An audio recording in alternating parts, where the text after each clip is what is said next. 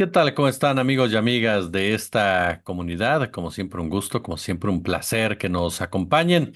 Hablemos del tema de la violencia. Tratemos de entrarla a la pedagogía de la misma, entender sus orígenes, sus causas, lo que está provocándola desde sus diferentes aristas. Hay escenarios muy claros, como el caso de Chiapas, en donde grupos de hombres armados obligaron a los habitantes de al menos tres comunidades a unirse a sus filas. Esto lo afirmaron pobladores de los municipios serranos de Montecristo de Guerrero y Ángel Albino Corzo. Incluso, según los datos, según los informes que se han dado a conocer hasta este momento, un grupo de sicarios arribó a los poblados de Llano Grande y Nueva Independencia en Albino Corzo. Se llevaron un número indeterminado de hombres y mujeres, de los cuales se desconoce su paradero. Ninguna familia ha presentado por miedo denuncias ante el Ministerio Público, mientras que en Nueva Independencia los criminales obligaron a la población a instalar retenes para evitar el ingreso de fuerzas policíacas. Ese mismo día, varios habitantes de la comunidad Laguna del Cofre, perteneciente a lo que es Montecristo de Guerrero, también fueron reclutados a la fuerza por delincuentes. No se sabe nada de ellos desde ese entonces. ¿Qué dice la autoridad? La autoridad señala que están pendientes de las denuncias realizadas en redes sociales, que fueron atendidas mediante el sistema de inteligencia y que continuaban investigando. En este marco, el gran reportero independiente Isaín Mandujano dio a conocer que el ejido Nueva Colombia, municipio de Ángel Albino Corzo, se está quedando sin gente. Los pobladores el martes 16 de julio se empezaron a salir, ya han abandonado ya sus casas, pertenencias por el miedo a la ola de enfrentamientos y reclutamiento de hombres y mujeres que hay en las colonias y municipios aledaños, como es el caso de Montecristo de Guerrero, en Nueva Independencia, San Nicolás, ¿no? En donde todo un grupo del crimen organizado, pues ha llevado a cabo este, estas acciones, este grupo que llegó precisamente a la región. Eso es lo que está pasando en Chiapas. Ahora, ¿qué pasa, por ejemplo, qué pasa en Guanajuato? En Guanajuato nos topamos con otra masacre, ¿sí? Otra es Guanajuato y otra masacre. En la cabecera municipal de Yuriria, la tarde del martes también se registró una masacre que terminó con la vida de seis personas, entre ellas una mujer y un menor de edad. De acuerdo con los testigos, las víctimas, quienes al parecer formaban parte de una misma familia, fueron secuestradas en un domicilio, llevadas a un panteón y ahí fueron acribilladas. Eso fue lo que se dio a conocer de lo que pasó en Guanajuato con otra masacre. Y por supuesto el caso de San Luis, en donde, bueno, afortunadamente ahí ya hay integrantes de la Guardia Nacional detenidos por tirotear a una pequeña.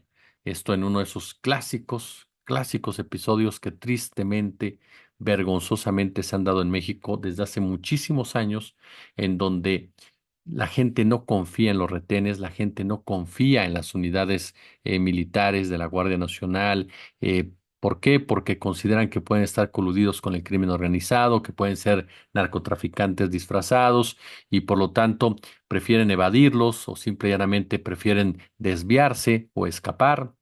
No, y estos en lugar de actuar de manera razonada, reaccionan con disparos u otros hechos peores, ¿no? Donde mismos integrantes de los cuerpos de seguridad llevan a cabo extorsiones, llevan a cabo agresiones, llevan a cabo asaltos. Es parte de lo que está viviendo. Afortunadamente, les reitero, dos personas ya fueron detenidas por este lamentable y completamente injustificable e indefendible hecho. Pero son tres casos que nos muestran ese ecosistema criminal. Un ecosistema que está dividido como todo en capas y en donde por un lado nos topamos con el crimen organizado en su cúpula, el del despojo, el del gran tráfico de drogas, la trata de personas y demás, y de ahí sus diferentes ramificaciones, sus diferentes operaciones que recaen en sus personajes más sanguinarios, en los sicarios principalmente. Hace unos días el presidente Andrés Manuel López Obrador reconocía que había delitos que les estaban costando mucho trabajo, particularmente el de la extorsión, un ilícito que en lo personal siempre he definido como, junto con el narcomenudeo, el rostro más crudo de la delincuencia organizada. ¿Por qué? Porque es el que impacta directamente en la ciudadanía, porque es el que padece directamente el ciudadano de a pie. Y a mí me parece que en estos tres casos que le planteo, eso es lo que se vuelve indignante, que el ciudadano de a pie, que el mexicano y mexicana que trabaja todos los días, que se levanta temprano, que busca la manera de sobrevivir en sus diferentes escenarios, sea víctima de agresiones de este tamaño. Por ejemplo, lo que pasa en Chiapas es verdaderamente dantesco.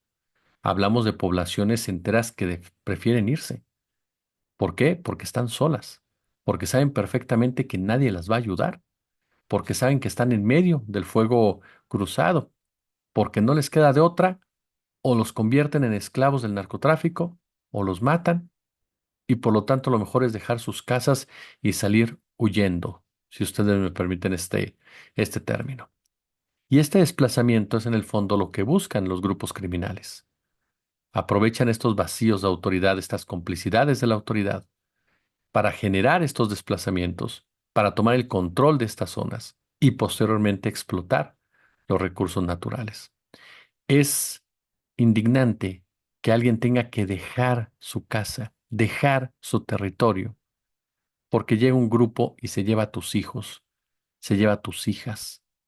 ¿Para qué? Para que sean soldados al interior de estos grupos, para que sean esclavas sexuales, para los sátrapas que están en su interior, y que además tengan el total cinismo y la total desvergüenza de sentirse los héroes de la región, porque liberaron a esta región del otro cártel, aun y cuando ambas organizaciones se comportan exactamente igual, porque cada una de ellas representa esos intereses fácticos a los que no les importa, por supuesto, solo el mercado de la droga o el paso de la droga. Les importan intereses mucho más profundos, mucho más enriquecedores y mucho más de control social en todos los sentidos. Lo que vemos en Chiapas, insisto, es un caldo de cultivo, es un cóctel explosivo desde hace mucho, pero mucho tiempo, y que difícilmente se le pone la atención debida por diferentes razones. La realidad es que Rutilio Escandón fracasó de manera rotunda, por donde se le quiera ver, y quien llega al poder es alguien que ha sido señalado de tener vínculos con el cártel de Sinaloa, perteneciente al grupo de Manuel Velasco. Manuel Velasco, que como gobernador en Chiapas fue responsable directamente de este tipo de podredumbre.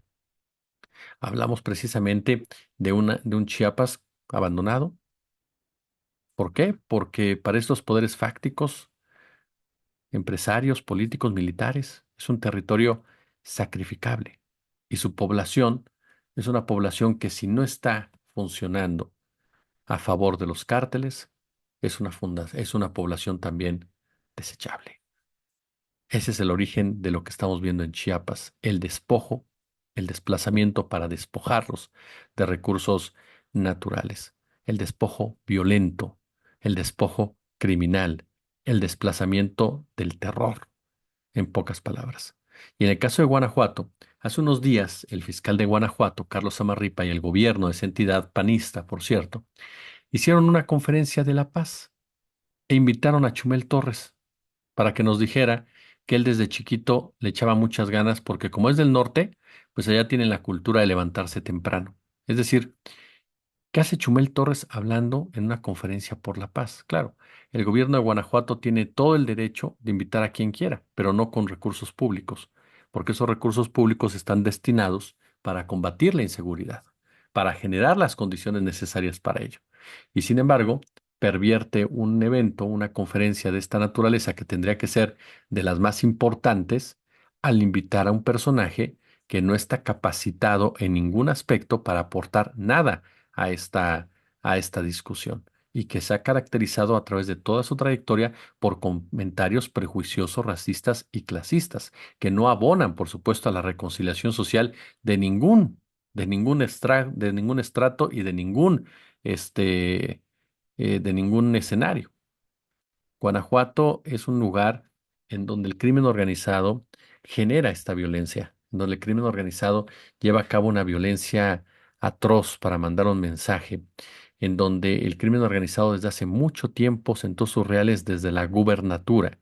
Carlos Amarripa ha sido un fiscal vinculado con este tipo de ilícitos, un fiscal que protegió ese tipo de intereses. Y la violencia en Guanajuato ha sido utilizada como en otras entidades para un control social de la población. Y las masacres son mensajes mediáticos, sanguinarios, sanguinarios para generar un entorno de miedo. Y ese miedo impida que la gente pueda actuar de manera distinta, impida que la gente pueda denunciar, pueda alzar definitivamente la voz.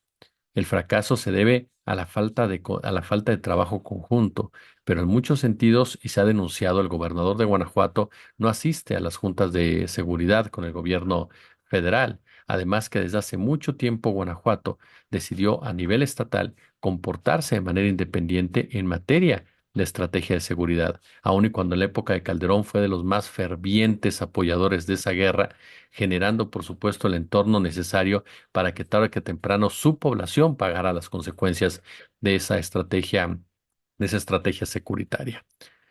Guanajuato es una entidad que, al igual que Chiapas, pero por diferentes sentidos, está abandonada, abandonada por sus propias autoridades, quienes en definitiva decidieron darse la vuelta y decidieron pactar, no pactar, sino que decidieron evidenciarse como parte de ese crimen organizado que permite precisamente que ambas entidades estén sometidas a este infierno.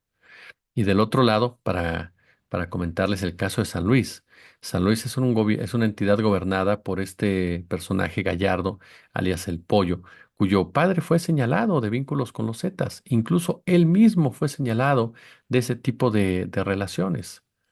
San Luis tiene carreteras que se han convertido en verdaderos caminos del infierno, en verdaderos caminos de la muerte. ¿Por qué? Porque ahí operan los remanentes de los Zetas. Ya no están los Zetas originales, ya no están los Zetas, el gran cártel de los Zetas, pero están muchos remanentes, muchas decisiones. Pasa lo mismo en Chiapas, ve usted, ¿no? En Chiapas, la presencia del cártel de San Juan Chamula es una presencia dominante en muchas áreas, que se atreve a confrontarse con grandes cárteles como el de Sinaloa o el de Jalisco. Ya apareció otro cártel de Chiapas y Guatemala, por ejemplo, pero el de Chamula no es otra cosa más que la herencia de los Zetas. Ese cártel que incluso prostituye a mujeres y niñas indígenas y que tiene hasta grupos de Facebook en donde distribuye ese tipo de imágenes y en donde se han visto involucrados funcionarios públicos según diversas denuncias. Y del lado, por ejemplo, de San Luis están, por ejemplo, los alemanes que vinieron a confirmar que ese legado de sangre de los Zetas parece que nunca se va a terminar. Y no se va a terminar precisamente porque muchos de los personajes que estuvieron vinculados con ellos continúan siendo útiles al crimen organizado, a los verdaderos jefes del crimen organizado, que requieren de este tipo de brazos armados para poder seguir operando, que requieren de seguir generando pobreza y criminalizando la pobreza para obligar a la gente de una manera u otra a incorporarse a sus filas y aquellos que no lo quieran llevar a cabo ese tipo de levas, ¿no? Para obligarlos y para que tengan que entonces que asumirse como parte de. Por eso es fundamental seguir atendiendo las causas, seguir invirtiendo en la gente, seguir invirtiendo para sacar a la gente de de la pobreza. Es lo único que te puede defender en muchos sentidos de lo que sucede. Pero se requiere mayor presencia en Chiapas, se requiere sin duda alguna una estrategia mucho mejor en esta entidad sureña. Y ni hablar de Guanajuato, en donde el PAN tendrá que doblar las manos y empezar a colaborar con el gobierno federal. Y en San Luis, a pesar de la relación tan cercana, el problema es que Gallardo es un personaje demasiado oscuro, tan oscuro que yo no metería las manos al fuego en ningún sentido por él. Son tres escenarios que se encuentran en un mismo camino, el camino del crimen organizado, con empresarios, con políticos y también, por supuesto, con militares o con fiscales o con jefes policíacos, quienes hacen y deshacen a costa de la población, porque al final esa es la triste historia. Hablamos de finales en donde es la población civil la que padece este tipo de estragos y este tipo de violencia. Una población civil que no le queda otra más que abandonar sus casas en el torno a Chiapas, no le queda otra más que guarecerse de los ataques oficiales en el caso de San Luis y no transitar por ciertos caminos, es decir, ceder el territorio, ceder el terreno, y no le queda otra más que esperar la próxima masacre en Guanajuato. Si les gustó el video, pulgar arriba, por supuesto. Les agradezco muchísimo el favor de su atención. Les agradezco mucho sus críticas, sus comentarios. Si están de acuerdo, háganmelo saber. Si no están de acuerdo, también, por supuesto. Ya lo saben, suscríbanse al canal. Déjenos su notificación de YouTube. Déjenos su notificación del canal. Y si pueden, échenos el super chat, el super gracias. Y por supuesto, únanse al canal. Son nuestras tres formas de monetización en este momento. Cuando tengamos una cuarta, se los haremos saber con muchísimo gusto. Y gracias a todas las personas que han estado preguntando para apoyarnos, para seguir con esta comunidad que sigue creciendo gracias a ustedes. Yo les agradezco el favor de su atención y ya lo saben, a las 11 de la mañana en punto nos vemos para estar platicando en vivo. Gracias, como siempre un gusto, como siempre un placer.